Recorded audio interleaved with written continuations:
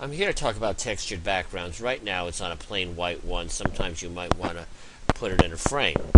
So, to make it look better, we would have something that looks like this. I'm going to show a few ways of doing this.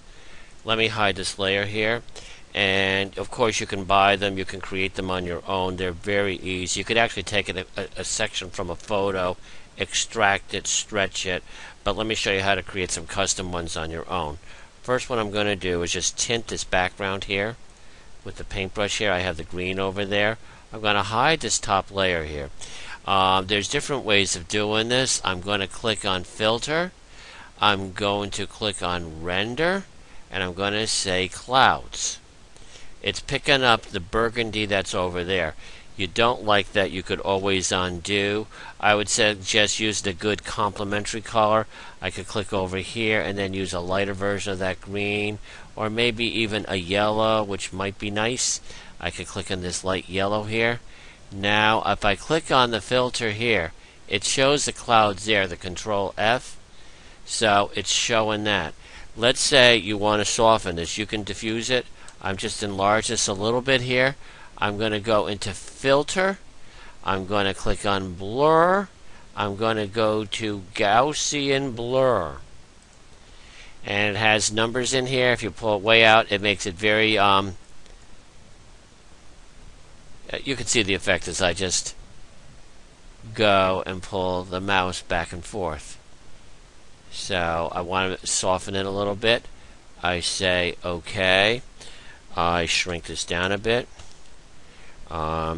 Let's say I want to see how the picture looks on this. Not the greatest one for this, but watch this. This is a cool feature here. I'm going to go into this here. I can colorize it. I could do the Control U, the Command U. I click on colorize, and then I could change the hue by just dragging brown, blue, and then it goes slowly there. And let's say I decide I kind of like that. I could saturate a little more or desaturate it. I can make it darker, make it lighter, and if I like it, I would say OK. I'm going to go to the next layer. Shut this off here. I want to see the entire thing here. I'm going to attempt now. I'm going to click on filter. I'm going to go into render.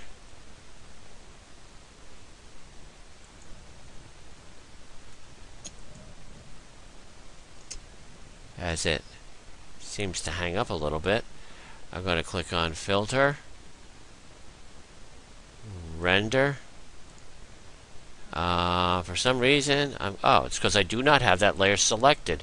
You got to select the layer that you're working in. So if you see this ever happen, be careful. I go to filter. Now I go into render. I'm going to do difference clouds. I'm going to undo. I'm going to give this a tint. I want to show you how these things work. I'm going to go into filter, render, difference clouds. Really not crazy about this one. Of course, I can lighten. And let's say I do like it. I could change the opacity. Pull it in there. And I might like that. Again, put it on. It's personal choice here. Go over here. What's nice, when you do make things transparent, if you have things shut off, and I'm going to shut off all these extra layers down here, they're just plain white ones. This means it's transparent. But if I go into this, it's not showing. Or this one here. See how the boxes are showing through here? But if I put that on here, it gives me how it's rendered. So I'm going to go into this layer here. I'm going to select it. I'm going to go into, give it another tint here. And let's say I'm going to make it, let's say, some kind of a red. And it's going to have the red, the green here. This is not going to be the coolest effect, but let's try it and see what happens here. Filter, render, fibers. It's showing the red and green together. I don't like this at all. I could just change the color down here, and then I could click over here to sample that red that I have and go into something a little bit lighter. I go into filter, render, fibers, better.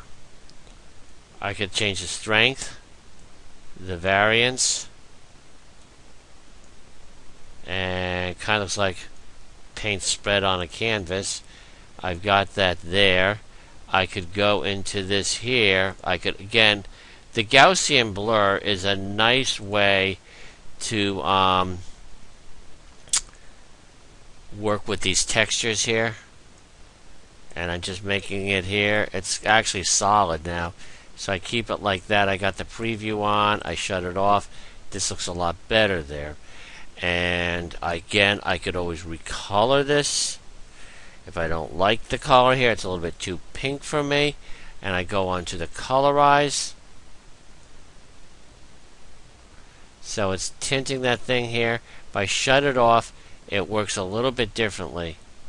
It is working within that red range there. You could do the saturation. You could make it a little darker.